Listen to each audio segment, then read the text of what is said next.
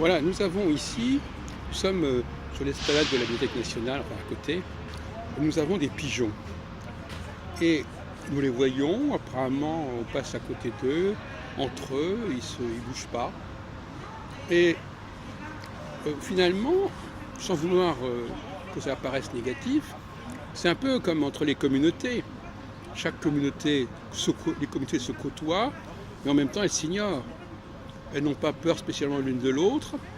Chacune vit dans son coin à soi.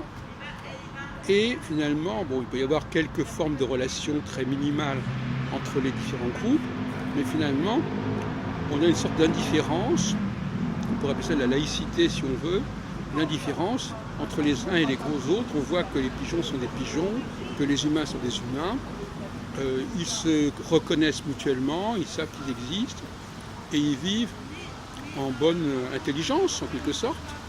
Donc il n'y a pas de problème spécialement. Il ne faut pas oublier que la question de l'étranger, ce n'est pas uniquement les étrangers, les hommes étrangers, mais c'est aussi les relations entre les animaux et les hommes, les humains, entre les plantes et les humains. Ça aussi, ce sont des problèmes d'intégration, ça aussi, c'est des problèmes d'assimilation.